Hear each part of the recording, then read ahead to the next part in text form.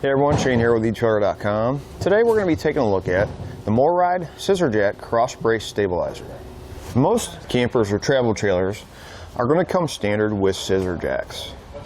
Scissor jacks are designed not to lift the trailer up, but to stabilize it. The problem we find with scissor jacks are they don't stabilize completely, so you're still going to get a lot of movement inside the camper. Adding the MORryde Cross Brace Stabilizer onto your existing scissor jacks is going to take a lot of the extra movement out of those jacks that you otherwise would have if you didn't have the cross braces on there. Now, there are different types of stabilization systems out there for your camper.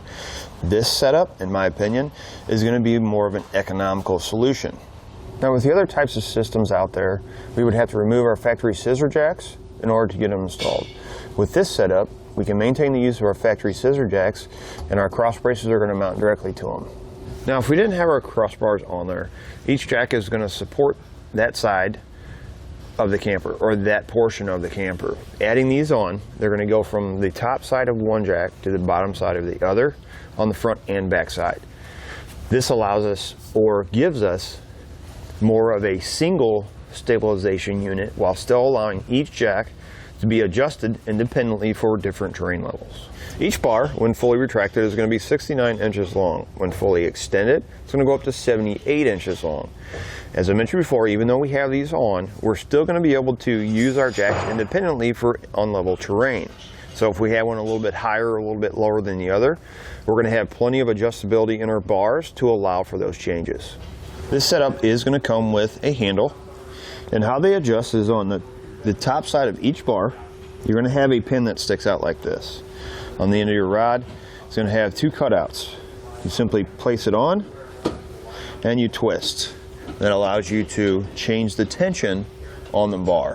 One thing to keep in mind, when you're adding tension to it, you want to make sure that you're not overdoing it, because what we don't is we want the tension, or we want our feet to sit flat on the ground. If you put too much tension, what happens is the outside of the foot will start to lift up, and you don't want that. One thing to keep in mind, if you're interested in this type of setup, you need to make sure that your scissor jacks are running diagonally across the camper. Some setups may have scissor jacks that are turned at an angle. If your jacks are turned in that angle, this setup will not work for you. Our bars are going to be a nice metal construction with a black powder coat finish that are really going to help resist rust and corrosion. As far as the installation process, they're going to come with all of the hardware necessary to get them installed. A couple things to keep in mind. If the existing hardware that you're going to be replacing on your jack is smaller than the hardware that comes in the kit, those holes will have to be drilled out. The other thing to keep in mind is some jacks are a little bit wider, so the hardware that comes in the kit may or may not be long enough, at which time you can just replace them with longer bolts. Now, these are only going to come in a set of two, or a set for two jacks. So if you're wanting a second set for your other jacks, you can find those here at eTrailer. Now that we've gone over some of the features, let's walk you through how to get them installed. So your installation, one kit is going to come with two short bars. They're going to be the outer, and two long bars, which are going to be the inner tubes. We're going to take the longer one. At the end, there's going to be a hole. We need to make sure that that's facing down. On our short outer tube, on the end, it's going to have a hole. We need to make sure that's facing up. We're going to slide the longer one inside the shorter one.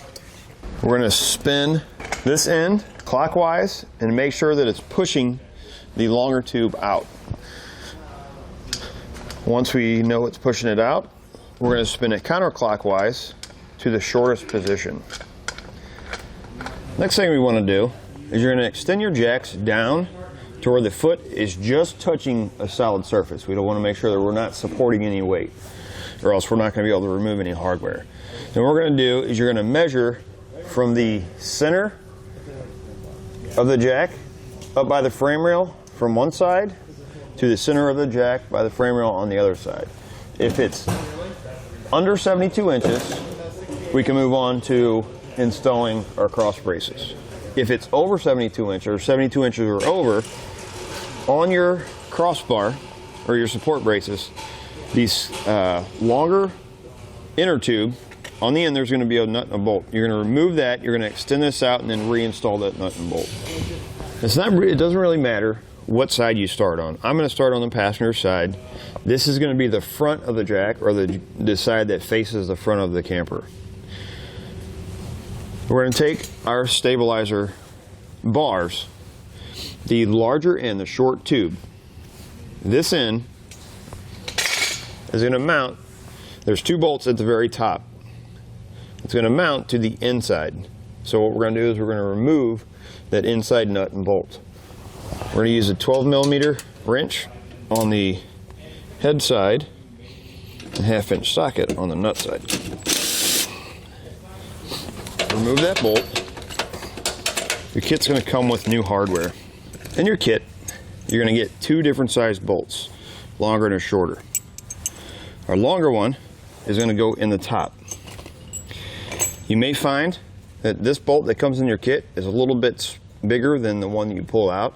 You can always drill out the hole, open the hole in this plate here, big enough to get that bolt through. We're going to be installing the head side on the back side of our jack, or left side. A cross brace, the hole there, that is going to go on the end. We're going to slide spacer block on first. I'm going to make sure this is facing up. I'll slide that on, and then we'll install the nut. Next, we'll come back with a 9/16 socket and wrench. We're going to tighten the hardware down. We want to make sure that we're not over tightening it.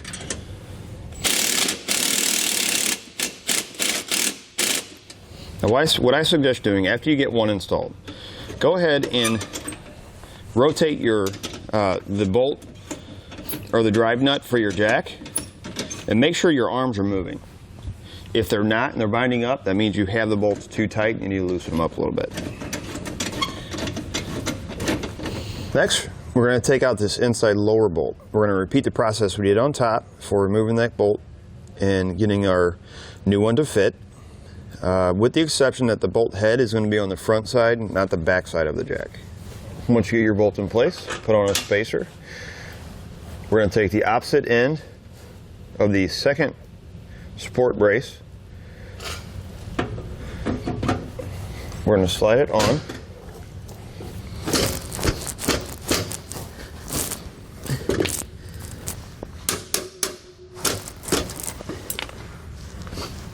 Once we get that installed, we'll install the nut, and then we'll tighten it down.